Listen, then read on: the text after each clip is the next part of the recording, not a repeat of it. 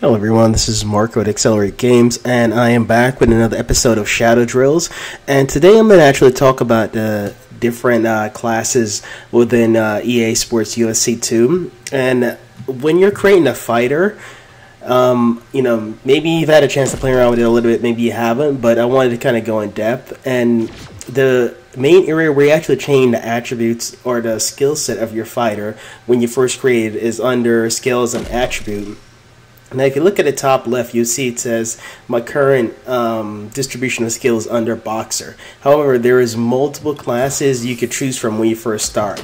So go through them real quick. You have Boxer first, Freestyle Wrestler, Greco-Roman, Jiu-Jitsu, Judo, Karate, Kickboxer, Mixed Martial Artist, Muay Thai, and Taekwondo. Now, this is really important, the type of style you're trying to exhibit, and also kind of gives you the different moves available under your moveset when you're upgrading the fighter. Certain moves have specific strengths over others, like Boxer. They're a stand-up mostly, and they have the highest movement speed, as well as one of the highest blocking compared to... The only thing that comes close is maybe Karate, and like some of the other stand-up like Muay Thai and Taekwondo. So let's first start with Boxer. As the name implies, this is a primary stand-up class, or call it weight class. Or, well, actually, different type of class. So of course, the punching power is very high, 70, but they overall have good movement. They kind of lack in, of course, kicking speed and leg power. Don't really have much clinch power. It is surprisingly high though at 60. I mean, on a scale of 1 to 10, 10 being 100, their clinch power the most could go up to is 90. So there is limitation. In addition, their takedown is limited to 75. Their ground game, surprisingly, their ground game can actually get up to 100 if you train it. That's assuming that you neglect your stand-up, but that wouldn't make sense for you to train your ground game as a boxer. Athleticism, it's about average right now, 70 for body and 70 for chin, which is slightly above average. So overall, of course, if you're the boxer, you're focusing on knocking them out and preventing the opponent from taking you down. Freestyle wrestling, which is one of my favorites, is focused on taking the fight to the ground. They focus on double leg. Takedown defense is pretty high. The takedown is slightly above average at 54. Their ground is pretty high. It starts almost all at 70. And then their athleticism is about average at the moment. And then the next one is Greco-Roman. So Greco-Roman, of course, the biggest thing is clinch. That starts pretty high for them. The grappling clinch is 68. Takedown defense is pretty high too. Their ground is also pretty high, similar to freestyle wrestling. And then athleticism is about slightly above average too. So you'll notice that the trend is that with each style, there's one thing that they're particularly good at compared to the others. Most of them have about above average in the main area they focus on, and then about average for the areas that they're not as good in. And I guess that's to create like a balanced class. For example, Jiu-Jitsu, of course, the ground game is going to be pretty high, almost all 70, which is the highest for the ground game I've seen so far. And then, of course, the athleticism is slightly below average in terms of their body chin. It's 48, 48. So they could they're susceptible to getting knocked out, jiu-jitsu artists. Anything in the 40s is a weakness. Their movement is pretty slow, 39, which is really slow. So their stand-up speed is not really good, and their punch speed is pretty slow too, starting off. Judo, similar to jiu-jitsu, except their clinch is a bit higher. Their clinch is pretty high compared to... Actually, jiu-jitsu clinch is pretty high too. Oh, I stand corrected. Alright, so the clinch is about the same between the judo and jiu-jitsu. Okay. And looks... Yeah, identical. So it's identical, which that doesn't make much sense, because the jiu-jitsu, unless they practice judo, usually their stand-up isn't as strong as a judoka. But hey, it's a game, so go figure. The ground game, of course, should be pretty much equal between jiu-jitsu and judo, which they both train the same forms of submissions, etc. Athleticism, I kind of expect it to be below average for their body and chin because they're not used to getting hit, but their stamina and their toughness, well, their stamina and their leg health is pretty high. We go to karate. Now this one, of course, focuses on kicks mostly. Some punches, so they have like a slightly above average for kick and punch and power. Their combination. Of course, their clinch, surprisingly, is actually high at 59, as well as their takedown defense is surprisingly high, I guess because of their movement speed. They do have really good movement speed at 54. And then for ground, they have all 60s, which is, again, that's above anything above 50 I consider above average. 50 is average, I consider, in my opinion. Athleticism, slightly above average for the body, chin, and leg because of their background. Stamina and toughness is a little low. And then the next one we have is kickboxer.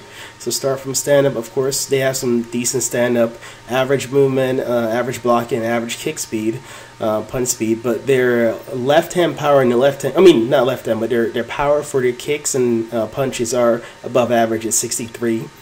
Clinch, definitely above average for most of it except takedown. Well, yeah, a kickboxer's not really going to try to take it out, so that's understandable. Average takedown. Ground, slightly above average at 50 and 60.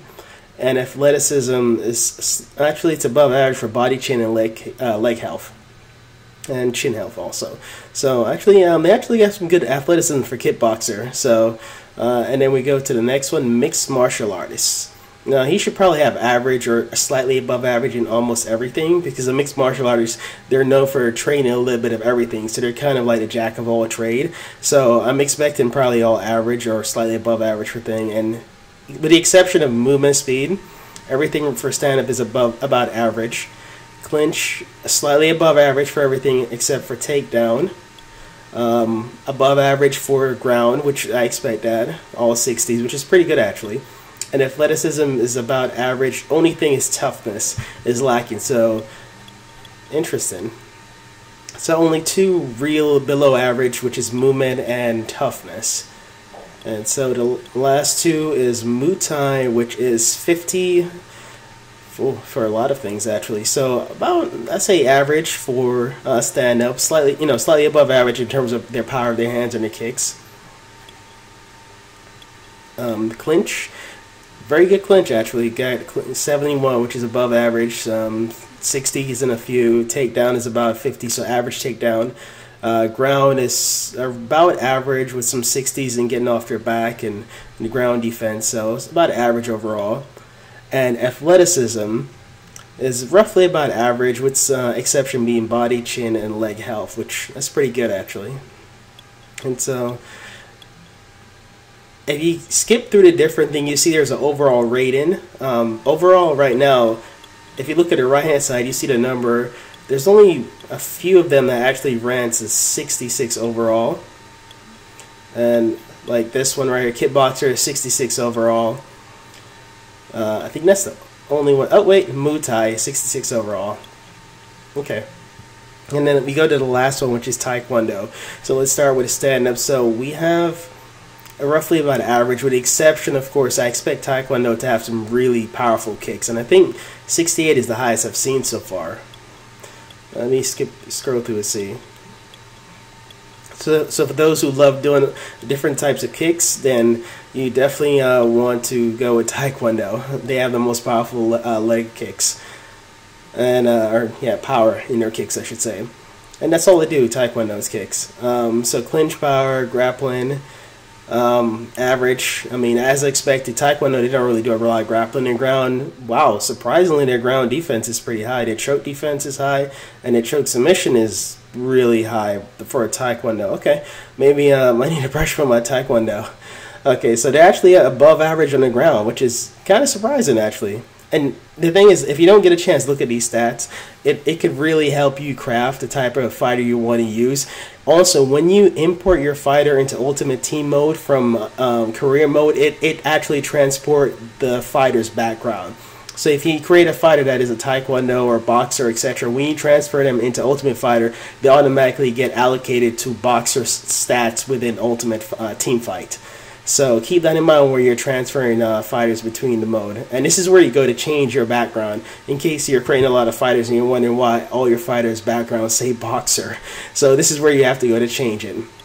And then, of course, the last one is athleticism and above average and body, chin, and leg health. Below average for toughness, which is understandable. Taekwondo, they focus more on hitting their opponents and not getting hit. And so I expected their toughness could be a little low because they're not used to getting a lot of hits. So I just want to kind of run through that a little bit quick for anybody who didn't get a chance to look through the different stats. It's particularly important that you know what your strengths are. For example, if you're a Taekwondo, you know that your power leg kicks to the head or body stand a more substantial chance of actually stunning or knocking your opponent out, particularly when they're low in life. So it's good to know what your strengths are, because if you do stagger your opponent, if you're following up, with something that's not really your strength, like if you're, like for example, on Taekwondo, if you're a Taekwondo person and you're trying to punch them out while their life is low, or they're in a health event where they're staggered, it will take much longer to knock them out with punches compared to using kicks. And same thing, if you're a submission person, if you get them on the ground, then you can submit them much faster than trying to knock them out standing up, because your stand-up is really garbage as a jiu-jitsu person starting out. I mean, some of the worst blocking and movement speed and some of the lowest punch damage for jiu-jitsu and judoka. So keep that in mind, that go to your strength when you're starting out, because it makes you more effective and efficient and overall more economical in using your stamina compared to their stamina. And the biggest thing is that you have to really watch their stamina and make sure you put them in a position that is your strength when their stamina is low, in order to increase your chance of successfully winning, and especially for submissions. Submissions are one of the hardest things to execute right now, and the biggest reason why a lot of people do not execute submissions or finish with submission is they don't wear their opponent down, and they don't not only do they not wear them down enough, but they have to also make sure their stamina is lower than yours when you really go for a submission. Otherwise, it does become more of a battle. You can still submit them when they have even stamina as you, but it's much more easy to get the submission when they're worn down and their stamina is drained. You could hit a submission much faster and much more efficiently. So keep that in mind, depending on what kind of background fighter you're creating. Okay. So I want to do a quick, little video on that for those who are wanting the different backgrounds, and why, if you look at some of my fights, I focus on using more kicks versus punches, or takedowns versus submissions. And the reason why is because of the background of the fighter and what my strengths are. All right. So thank you guys for watching. Please like, comment, or subscribe, and I will see you guys in the next video.